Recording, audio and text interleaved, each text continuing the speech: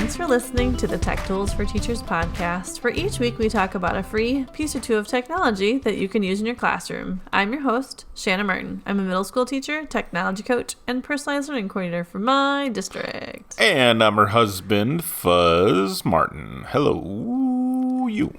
Hello. How's it going? Well, wonderful. We're on episode 58. Yeah, 58. We're racking them up. It's been a long, crazy ride here at the kitchen counter with the dog snoring on the couch. The last 8 we've been here. Yeah, actually, yes, the last 8 episodes. Almost 20% of our show has been done during quarantine. Yeah, here at the good old kitchen counter. And I mean, it's always at the kitchen counter, so yeah, that's welcome to our kitchen counter. So it's not like when we're not in quarantine, we're at some fancy studio. We're always at the breakfast counter. Yes. And when we spend so much time here, it's like dreaming about, we could totally redo the kitchen counter as we sit here. And we could, but I'm not going to do it, and I'm not going to bring somebody into the house to do it right now. So right now we'll just spend some. We'll just enjoy time. Podcasting here on the at the breakfast on the Robin's Egg Blue Formica. It's fantastic. So we're heading into that end part of the school year where usually kids are going crazy, but now they're going crazy with their parents. Sorry, fam. It's different because there's usually so many cool end of the year things, and like I teach middle school and I teach 8th grade, so they're heading off to high school. And yeah, if you're an 8th grade teacher and you don't get to see those kids anymore, or you're a high school teacher and you don't get to see some of those kids. Yeah, I even think about like the little ones where they always do like kindergarten graduation and 4K graduation, just all these. And for anybody, just the end of the school year, you've like kind of taken these kids under your wing for at least a year. If you've looped kids, sometimes it's 2 or 3 years, and then you usually get to say goodbye to them, and it's kind of just like, we got the double whammy with our little one, where she's going from 4K up, and they said, we might be closing that charter. We'll see. Hopefully it'll still stay open. Yeah. Hopefully all will be well. So, so I've had a lot of talk with other teachers, and everyone's trying to figure out, like, what are we going to do at the end of the year that makes it special? Because we have field day and we have field trips. Like, as our 8th grade class, we do this cool thing. The science teacher does a whole good old Wisconsin. We have the kettles and the moraine. We live near Kettle Moraine. Yep. And we have kettles and moraines. Sciencey science. And they learn about erosion and all that kind of stuff. And so then we go hike the Kettle Moraine forest. Like, we hike the trails, and the kids experience the kettles and moraines, and we do this whole picnic thing. Well, obviously none of that is going to happen. So just trying to come up with cool ways. And we've had a lot of discussion, and I see a lot online in all of like my Facebook and Twitter things. Everyone's like, what are we going to do at the end of the year? How are we going to make this happen? So for all of the intro talk today, it's kind of a mini episode. I'm just going to give you some brief ideas that I've kind of brainstormed, shared with other teachers that they've shared with me about some ideas for how to end the school year with some of the fun activities. Yeah. So these are just, I guess, works in progress. No one hasn't really finalized much yet, but we got to start thinking about it because we've only got like 4 weeks left. Yeah. So our little theme this week is end of the year activities. Digital, virtual field day. Virtual field day. So the first one is actually like addressing field day. So I know a lot of school districts sometimes they do like a little Olympic activities, or they do an outside field day. Yeah, we had that when I was a kid. We had field day, and it was, I remember we got T-shirts and. Wow, really? Oh yeah, it was like everyone got a ribbon, and you got participation ribbons. We got I didn't win anything ever. We got the ribbons, and we were like right on the cusp of everybody gets a ribbon, so we had the a few honorable mention places, but I don't think everybody got a ribbon for every event. Nice. But but it was. And everybody got popsicles at the end, though. We had such a cool setup. You lived out in the country. We lived out in the country, so we had this, like, our school was right next to a giant open field that was mowed. Mm-hmm. So we were able to, like, have all kids, all grades out doing this big giant thing at once without any, like, it was easy. Yeah. In my, like, my grades were set up strange, but the second school I went to when I was younger, 5th through 8th grade, it was called 38 Acre Park. Okay, yeah. And 38 acres was across the street from my school. So the whole school would cross over. Yeah, but this wasn't even like a park. It was just like an open, like, public field that had nothing in it except for grass, mowed grass. So you guys do like little egg races? You guys do like egg on a spoon? Oh, we did like sack races and sprints. We're totally digressing. Yes. So we can't do any of that right now. No. So I'm sorry. So what's cool? So website number 1. It's called Open, and we did a gym teacher, like gym focused episode, and I didn't use the site, so I'm happy to use it now. It's called openphysed.org, and Open stands for Online Physical Education Network. So all you gym teachers or any health teachers, anyone's leading activities, like, game on, the site is for you. And you can register for free if you want to. But what's cool here, and what I'm highlighting for end of the year stuff, is they've already hosted it. It was called National Field Day, and it was on May 8th. So we're a little behind on not talking on about the actual official day. The official date that they had it.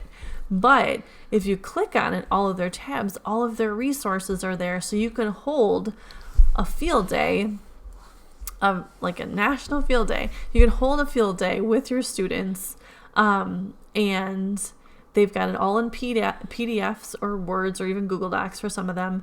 They have practice plans. They have it in English and they have it in Spanish. They have flyers. They have, like, things to go home. But the best part is it's the event cards. It's like the first thing you can click on. You have, like, this list. You can sign up as a teacher and all kinds of stuff. But if you just click on all event cards and it's in, like, PDF format, they have, like, backboard blanket. You need socks and a laundry basket and a bucket or a wall. And they show you exactly how to play the game. Bowl ball. So you need 6 bowls, 1 sock, a paper, and a pencil to tally your scores. And they have climb a ladder. So a ladder, if you have one, 6 to 12 sock balls, laundry basket, empty water bottle. So all of these things are stuff that the kids have at home. Coin flip 400-meter dash, 1 coin. It's all you need. The event, so the object is to run 400 running steps as fast as you can.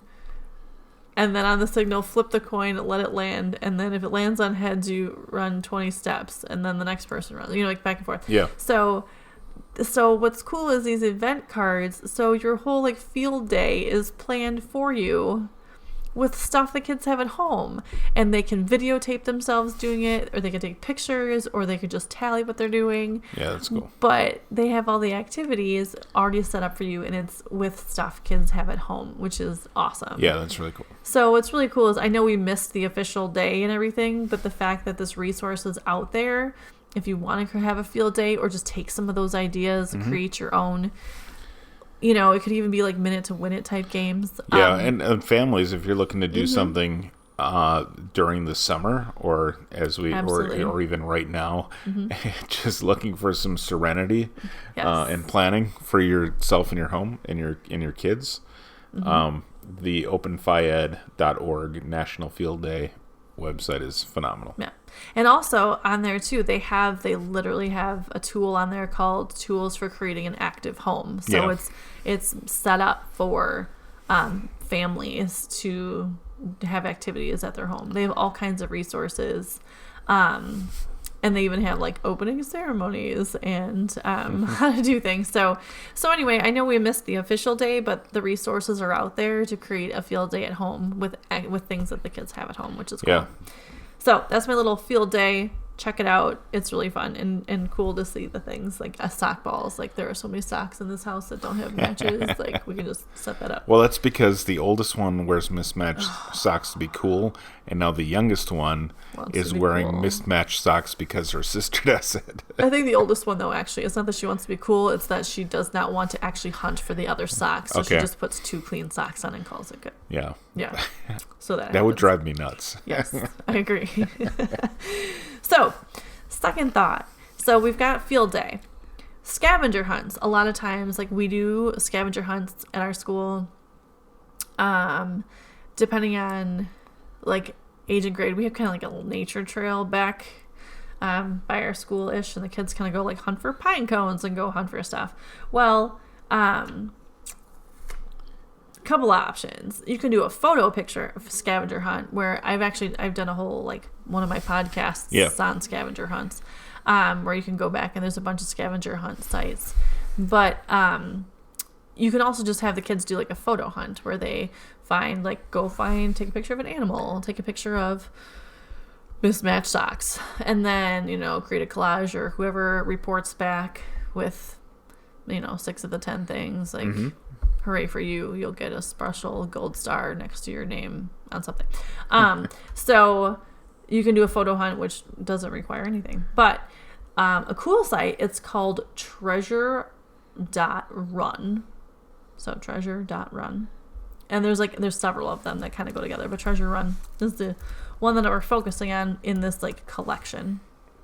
And what it does is you pick hiding locations. So you choose 6. So you can choose like carpet, television, shoe, umbrella, floor lamp, and a bread box. I don't know who has bread boxes anymore, but somebody has a bread box. Once you have 6 picked, then you can pick the order of your clues. If that's the order you want them in, you hit continue. And then you can choose if it's primary school, so 6 to 10-year-olds or 10 and up. You pick your age group, and then it generates the clues for you. So you can pick a theme. And then, like, if you pick, they have, like, flowers is my theme. It's just the background picture, really, is all it is. Sure. And then it gives you the solution, which is it's under the carpet. So riddle, on the floor or up the stairs. Step over me, I do not care. And it gives you the clues for the room. Then, like, you can pick your puzzle type. So you can use hieroglyphics if you want to, or accordion puzzle, or shuffle the words, or battleship puzzle, or a zigzag puzzle, or a mirror puzzle, or reversed, or anyway, you pick your puzzle order that you want to do it in. Then you have your second clue. Again, you pick all the clues, and it sets up the game for you. So you could even just do this as like a clue and riddle game with your students. You don't actually have to hide anything. And you could just see if they can figure out the clues. And if you dropped these clues into something like a Google Classroom, into a Google slideshow, and just each slide led them to another clue and hunt them around the house, they can. If you want to get families involved, you could have an older sibling or parent actually hide the clues under there. What is always the catch is you can buy and print them if you want to. Okay. But if you want to buy and print them, you can. Yeah. Or you can just have it create it for you. But you can take the idea of it, and that's kind of what I'm thinking of this week as well. I'm giving you sites. They still just have a ton of ideas that you could take this and do your own digital version in a Google Slides or in something like that, or take the puzzle idea and create that scavenger hunt around your house. Yeah. So Treasure Run is the site. There's a lot of other ways you can set up different games in this scavenger hunt one. They do have a focus for teachers because it is free for school teachers, so you can always ask for that. And you can create new games, and there's different options, and so it's kind of cool. And it's another cool way to set up scavenger hunts. We did a thing with our quarterly work meeting this past week where we always give out prizes. Like usually after a quarterly meeting, we're at like a bowling alley or all different. You guys go golfing? We go, golfing or art museum. It depends on what we're doing. You guys did the zoo one time, and that was awesome. We did the zoo, and we did it's a scavenger hunt at the zoo. Scavenger hunt at the zoo, yeah. Mm-hmm. And we were literally looking for vultures. The scavenger hunt joke. Yeah. This last one, we did a photo meme contest. So what we did was we created some like the meme text. So like not all sports are canceled, or video call expectation versus video call reality. And then it was our employees' like job to go find a photo or take a photo or create like a setting that played to that headline, to that meme headline. And that might be kind of fun, as well as an activity for some of your kids if you're looking for an end of the year kind of fun thing to do. Like, give them 3 headlines and tell them to come up with an image that fits that headline. Yeah, and that would be a good thing as a teacher too, to have the wording set up. Yeah, so that they're just finding the pictures. Right, because then, and obviously if they're submitting to you, hopefully then you can curate what's appropriate or not. But that way you're also not getting any sort of like mean headlines or anything like that. So yeah, kind of fun. I like it. Very fun. So the next thing we're talking about is escape rooms. And I feel like this trend has started happening more and more. I guess it's not like trendy, but you know, going to escape rooms for team building is a thing, and like there's places making big money off of this. And so I've seen a lot of sites to do escape rooms, like online ones. So I have some ideas for that. The first one is called theescapegame.com is the name of the site. And there's a lot of different options here. But they do have, and what I like about this one is they have free online games designed to take students on engaging and educational journeys through famous museums. So they have like the escape room field trips. Okay. So for these sites, I see them as like really cool. You can assign it to students or have them do like a brain break, you know, like just hey, we're taking a mental health kind of day. This could be kind of a fun thing to do. But you could take the ideas of how these are set up if you're going to do this more of like a field day, end of the year activity, and make your own. So use this kind of as your template to create your own idea. So with their field trips, or their like escape room field trips, you start, and we'll link the page into ours, and you click to play. And then what's cool is it takes you right through like the Smithsonian, and you're like lost in the Smithsonian, and there's a video that goes with it, and it takes you through, and it explains like this one is the experience for a desktop. So they are clear, like try not to use them on tablets and things like that, but they kind of take you through with different educational exhibits and stuff like that, and they walk you through the different pieces of it, which I think is kind of cool. And that one's educational. They also have a whole load of them that are not educational. And then there's like a piece where you can buy the different games and stuff like that. But I feel like it's a good place to start if you've never really done a digital escape room, or if you just want to try some things out. Yeah. It's a good place to start. And then the other one, when we're talking about digital escape rooms, is called 365 Escape. And this one is more gamey. Okay.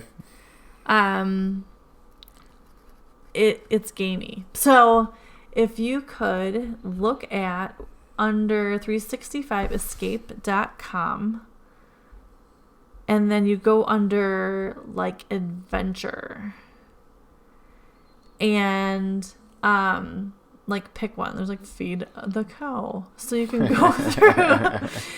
And it walks you through, and it'll give you some easy and some hard. What I'm finding about all of this is that there's a lot of ads in these, so it's something to be aware of.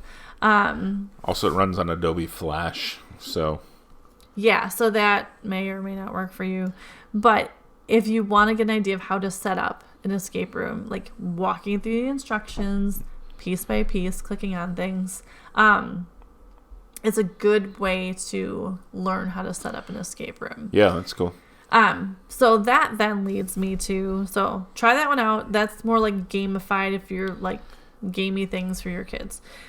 But if you want to set up your own escape room for your end of the year activity, I've seen so many cool different options where it can be created more like a hyperdoc, where you might take a picture of your actual classroom. I took pictures this past week. I went in and I took down my classroom, which was super sad. But I did take pictures of my whole classroom before I took everything down, so I can still work with them through the end of the year if I want to. But you can then modify your picture into a Google Doc, or you could use as the background and say, we've talked about easily before, or we've talked about even Genially has an interactive image option where you could create a hyperdoc where there's links to different clues, and those clues can lead to other clues, and you could create a whole like escape room in a like I said, an interactive image. So you could use easily or something like that. We have found like Google Docs is not super friendly when it comes to hyperdocs. Okay. But Google Slides is. So you could create a Google slide and then make it super interactive, or a whole slideshow, or just use one slide and make it really interactive and easy to use. And you can incorporate all kinds of things into it. The other option would be if you want to create some sort of escape room, you can do it in Google Forms, where it's almost like a choose your own adventure. Yep. So you can put in pictures and videos. If they choose the right way, they keep going. If they're wrong, you can make it stop, and then because you have a lot more flexibility in Google Forms as well. So there's a lot of different ways you can create digital escape rooms, and that would be a fun end of the year type activity that you could do with your students as well. So virtual field day, you can do scavenger hunts, you can do escape rooms. Those are just a few ideas thrown out there with a couple examples or some sites to kind of lead you guys in the right direction as we're wrapping up the end of our school years, because they are coming to a close very quickly. Yes, they are. So yeah. There it is. Go. Cool. Well, we're getting closer. We're going to go escape to another room. Yes. Away from the breakfast nook. And the snoring dog. She's so loud. Thanks for tuning in. This has been the Tech Tools for Teachers podcast. If you ever have any questions, you can find me on Twitter at SmartNWI, or on Facebook. Feel free to follow us. And if you want to get more information on the links to the technology discussed in this episode, you can visit smartnwi.com or check out that newly beautifully organized EdTech Directory.